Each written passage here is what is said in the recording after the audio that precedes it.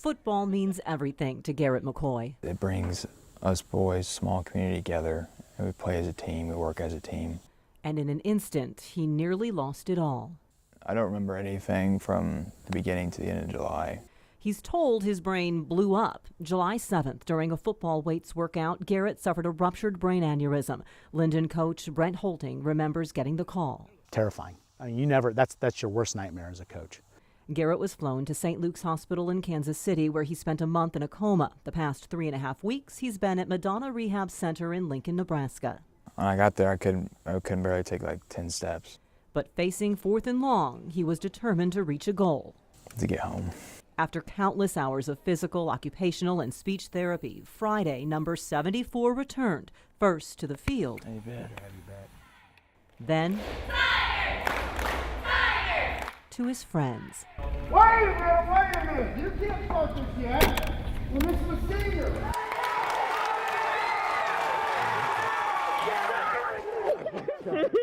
He told them he'd return this weekend, but surprised them with a pre-game trick play. It was a great feeling. Never had a feeling like that in my life. It means a lot, everything. You know, a football player is a player, and it's crazy how he fought. Came back. They mean everything to me. Even if I can't play football, I'm still going to support them. Knowing him and knowing the faith the family has and just how they are and how he is, I am not surprised at all to see him make a full recovery. What's up, guys? He's just a fantastic kid. I'm just very thankful and blessed for all of you.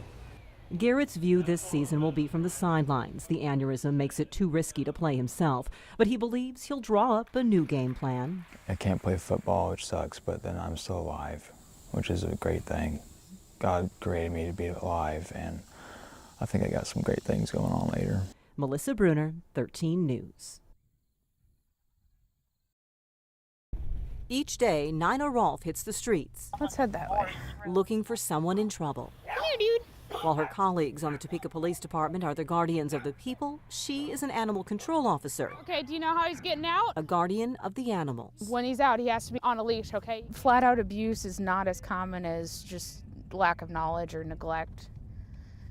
People don't necessarily know how to care for animals. It's actually a tether violation. The city ordinance says it's 15 minutes, maximum unsupervised. And really, that's a pretty heavy chain. So we like to give a little bit of a warning, give them a chance to fix it. Beyond educating, they also befriend the strays. Turns out this little one is pregnant. We'll give you a warm place to have your babies. Got an injured cat, possibly hit by a car. And they get help for the injured. A person found this cat in the street. Rolfe rushes it to Helping Hands Humane Society, where Dr. Alan Mergener is on staff. I want to take an x-ray of that back leg. Good news for Kitty, no broken bones. Probably either soft tissue injury. What we'll do now is get some pain meds in and let him rest. Then there are calls that bring frustration. Here, a neighbor was concerned about a dog tied outside and barking. Rolfe talks to the homeowner. Yeah, the straw has to be up in there anytime it's under 40 degrees. As we're about to pull away, the woman calls us back. She wants Rolfe to take the dog. As Rolfe returns to the door to discuss it, I don't want it. I don't. the woman's son grabs the dog back. Oh, hey, you can't pick him up like that. Rolfe spends several more minutes making sure the situation is calmed. Yeah, if there's an instance where you can't keep him, you need to contact the Humane Society. But there's nothing more she can do. Without proof of criminal neglect or a search warrant, she cannot go onto the property or seize the animal. The physical condition of the dog didn't warrant us taking the dog out of the house. Just one time picking him up to get him away from the door. It's not good. I don't want to see it again, but I don't know that I could have it hold up in court if I were to write a ticket against him and take the dog. How hard is something like this to drive away from? Not easy, but it's one that I'll keep coming back to for a while. Because they've seen worse. This dog was found abandoned 2 days earlier. It would typically weigh 70 pounds. He's less than 30.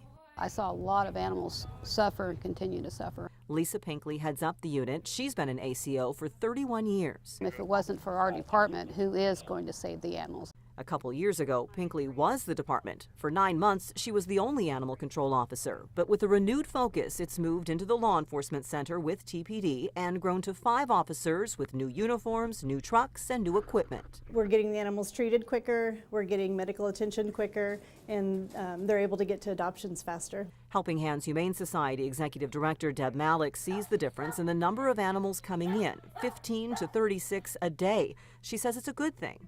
Animal control are the good guys. They and us are the voice of the animals. These guys can't talk. It wasn't this cat's fault that she was left in an apartment. Yes, that's exactly where she was. As soon as I had locked the door, it took off. The apartment staff spotted it in a window where residents had moved out 3 weeks earlier. ACO found her hiding spot in the basement wall behind the furnace. But there's a lot of cat hair in there. And left a trap. It's these happy endings that keep them going. She looks better. For all the tragedies, there's an abandoned dog like this, ready for a new home, or kittens born in a mattress in an alley, now getting stronger, and cats left in apartments, now filling their bellies, all thanks to their guardians. Instead of thinking about retirement, I roll up my sleeves and I know what needs to be done and I get the job done. The most rewarding part is knowing that I was able to get an animal out of its abusive environment and bring it to safety.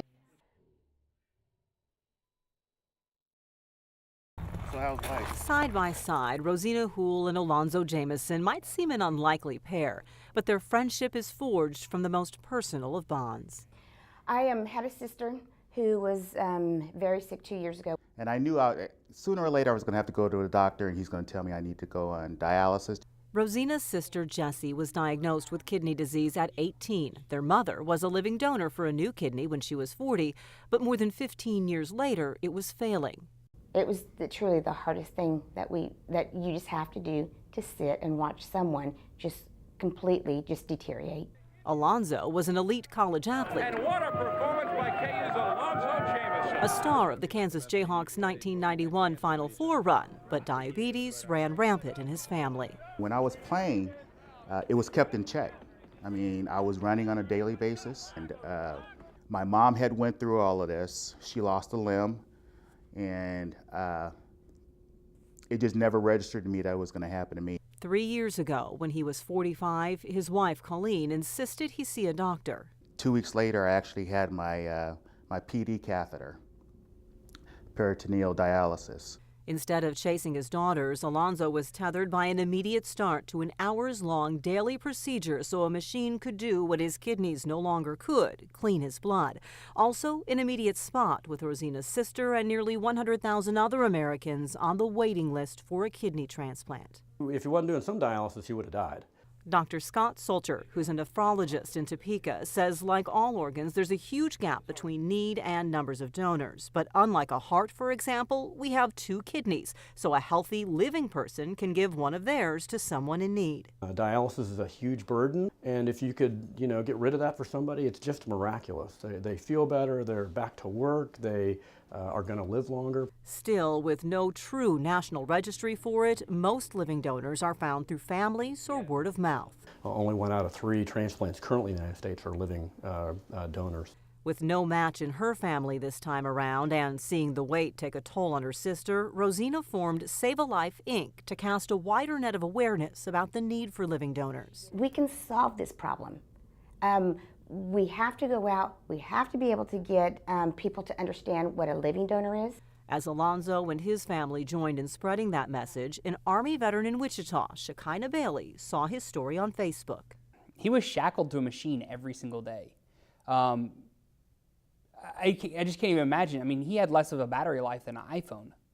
There's just something about that's not right. Shekinah had never met Alonzo, was only a casual acquaintance of his wife through work connections, but reached out. I knew I couldn't look in the mirror if I didn't do this. They were a match. January 24th, surgeons at University of Kansas Health System took one of Shekinah's kidneys and transplanted it in Alonzo. It's a complete 180. What do you owe him? My life. My life. He just doesn't know, and I can't put it into words, but I think he knows he's done a hell of a thing for me. It's a huge benefit for him. It's not a huge sacrifice for me. I gave up ibuprofen. Rosina knows how huge the gift was. 3 weeks earlier, her sister lost her fight, still waiting. But walking now with Alonzo, Rosina says Jesse's voice lives on with every story heard, every life saved. Seeing where these people are and then seeing the life that they have been given, it's just completely different. This is a problem and we need to fix it, and we can, and you can help.